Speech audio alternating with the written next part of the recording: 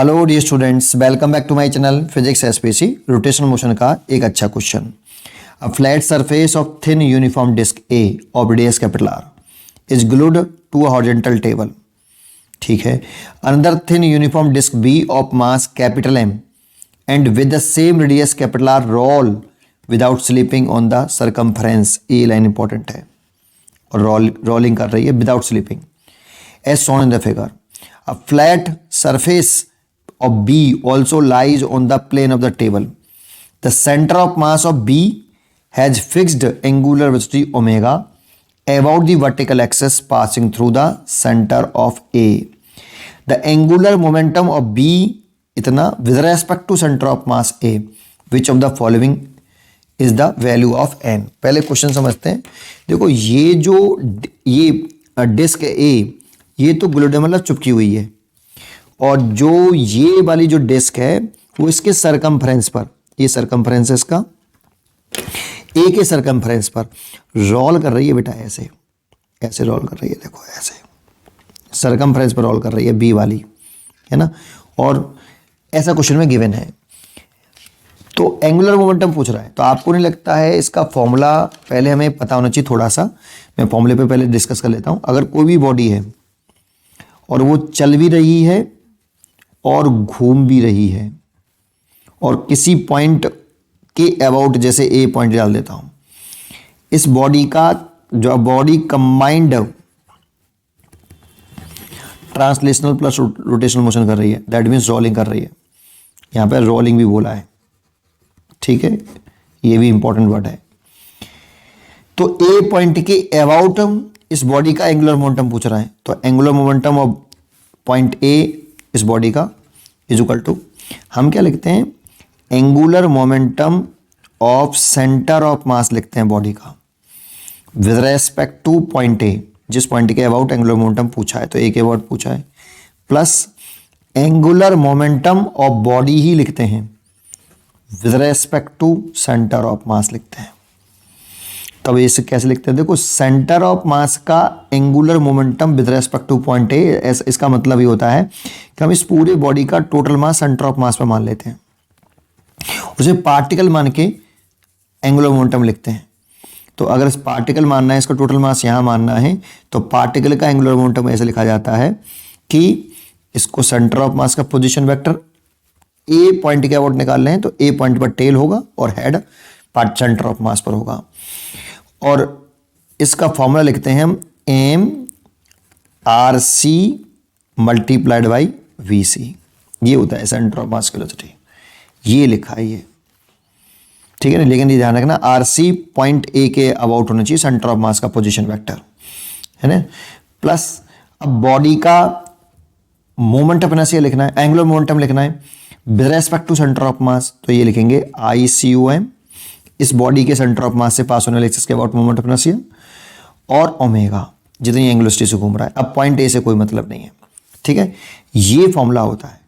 थोड़ा सा इसको और सही तरीके से लिखें तो इसमें ये आर सी वेक्टर होता है, ऐसे इसको आगे बढ़ा लें तो ये एंगल हो जाएगा आर सी और वी सी के बीच में। तो इसे अगर खोल दें तो M R C V C sine theta लिख सकते हैं, plus I C O M into omega. अब जानते हो इस वेलोसिटी की अगर क्या बना लें, लाइन ऑफ एक्शन, ये वेलोसिटी की लाइन ऑफ एक्शन है। और जिस पॉइंट के ए के अबाउट ही तो निकालना था एंगुलर मोमेंटम, इस वाले को सॉल्व कर रहा हूं ना मैं, इस वाले को।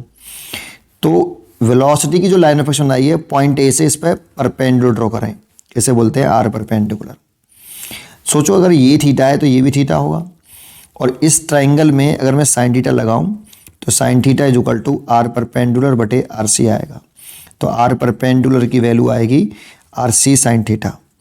तो आप चाहो तो आर सी साइन थीटा की जगह पर M V C R perpendicular और I C O M into omega, या तो ये लिखो या फिर ये लिखो। थोड़ा सा इसको मैंने चेंज कर लिया है। ये फॉर्मूले के बारे में जानकारी होनी चाहिए। आइए लग करते हैं इस क्वेश्चन को। अब देखो इस क्वेश्चन में कह रहा है कि ये वाला जो है ये रोलिंग मोशन कर रहा है, तो इसके सेंटर ऑफ मास की स्पीड लिखें तो वो ऐसे आएगी टेंजेंशियली, ठीक है ना, ये सेंटर ऑफ मास की स्पीड वी सी। किस एक्सिस के अबाउट ये रोलिंग मोशन कर रहा है, इसके अबाउट ये घूम रहा है ओमेगा स्पीड से, है ना। तो इसकी जो वेलोसिटी लिखें, ये वाली सर्कुलर मोशन वाले कंसेप्ट से लिख रहा हूं, तो वी सी इक्वल टू ये डिस्टेंस कितनी है 2r, है ना। तो कितनी हो जाएगी स्पीड लिखूं तो 2r into omega, V equal to R omega, है ना। तो ये हो गई 2r और इसकी स्पीड है, एंगुलर स्पीड है ओमेगा, तो वी सेंटर ऑफ मास की लीनियर स्पीड आ जाएगी 2r इंटू ओमेगा। अच्छा, अब इस फॉर्मूले को लगाएं जो मैंने यहां लिखा था। एंगुलर मोमेंटम ए के अबाउट ही लिखना है, इस वाले पॉइंट के about, centre of mass with respect to point O और बॉडी का, लेकिन ये सेंटर ऑफ मास बी वाली बॉडी का सेंटर ऑफ मास है, ये वाला सेंटर ऑफ मास लिख लिया था, ठीक है। तो लिखें, तो इस वाले फॉर्मूले का मास तो हो गया आपका कैपिटल एम से, याद मास कैपिटल एम है बॉडी बी का, है ना। तो मास है कैपिटल एम और आपका सेंटर ऑफ मास की वेलोसिटी हो गई वी सी, और आर परपेंडिकुलर देखोगे तो ये वेलोसिटी की क्या है, आपकी लाइन ऑफ एक्शन है। और यहाँ से इस एक्सिस के अबाउट, इस पॉइंट के अबाउट एंगुलर मोमेंटम निकाल लें तो ये आर परपेंडिकुलर हो गया आपका, है ना, ऐसे। तो आर परपेंडिकुलर की वैल्यू कितनी है आपकी 2r, तो यहाँ लिख सकते हैं 2r, ये वाला फॉर्मूला लगा रहे हैं, ठीक है। अच्छा, प्लस इस बॉडी का अब इस अपने एक्सिस के अबाउट मोमेंट ऑफ इनर्शिया लिखें तो ये लिखेंगे ICOM। अब ये डिस्क है, डिस्क का मोमेंट ऑफ इनर्शिया कितना होता है, हाफ mr² इनटू ये अपनी एक्सिस के अबाउट घूम भी तो रही होगी, रोलिंग मोशन कर रही है, तो मान लो ये ओमेगा डैश है, ये इस एक्सिस के अबाउट घूम रही होगी अपनी एक्सिस के अबाउट ऐसे, तो ओमेगा डैश, तो यहाँ ओमेगा डैश आएगा। अब ओमेगा डैश कैसे निकालें, तो एक बात बताइए कि कंडीशन ऑफ प्योर रोलिंग लगानी पड़ेगी। अगर कोई बॉडी चल भी रही हो वी सी, इसकी अगर रेडियस r है और ये घूम भी रही हो, तो वी सी इक्वल टू कितना होता है, सेंटर ऑफ मास की वेलोसिटी कितनी होती है r ओमेगा, इसकी रेडियस और इस ये जानते हो इस फॉर्मूले में, और जो मैंने ये वाला फॉर्मूला लगाया है इसमें बहुत अंतर है।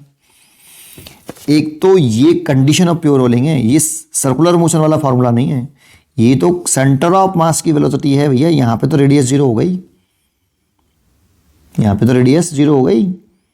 इस कंडीशन ऑफ प्योर रोलिंग होता है V C equal to R omega. और जो मैंने ये वाला फॉर्मूला लगाया है, ये वाला फॉर्मूला, ये मैंने सर्कुलर मोशन में लगाया कि अगर कोई पार्टिकल है वो आर रेडियस के सर्कुलर पाथ पर v स्पीड से घूम रहा है और उसकी एंगुलर स्पीड वेलोसिटी ओमेगा है, तो v equal to R omega लिखते हैं ये। अब देखो इस पार्टिकल की जो वेलोसिटी है और ये सर्कुलर पाथ में घूम रहा है ऐसा टर टर टर ऐसे, है ना। तो रेडियस जो है इसकी r है, तो r और एंगुलर वेलोसिटी ओमेगा है, तो ये सर्कुलर मोशन का फॉर्मूला। लेकिन ये वाला जो मैं लिख रहा हूँ, ये सेंटर ऑफ मास की वेलोसिटी और रेडियस और यहीं ऐसे इसी एक्सिस के अबाउट घूम रहा है, ये सर्कुलर मोशन वाला फॉर्मूला नहीं है, है ना। ये कंडीशन ऑफ प्योर रोलिंग होती है, इस पर अंतर समझिए।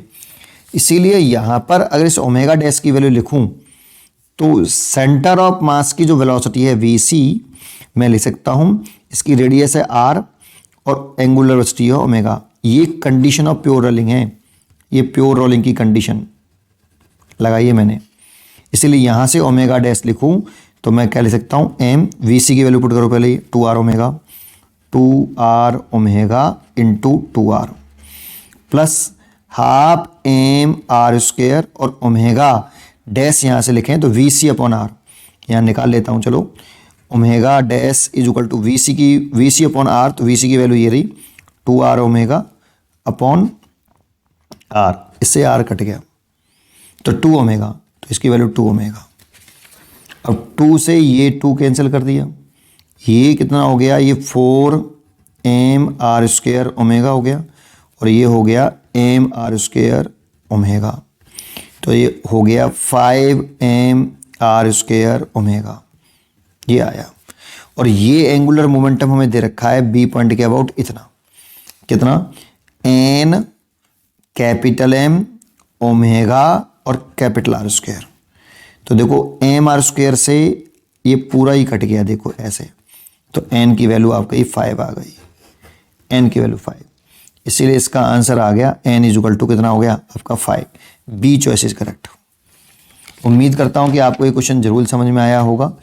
अच्छा क्वेश्चन था काफ़ी, पढ़ते रहिए और खुश रहिए।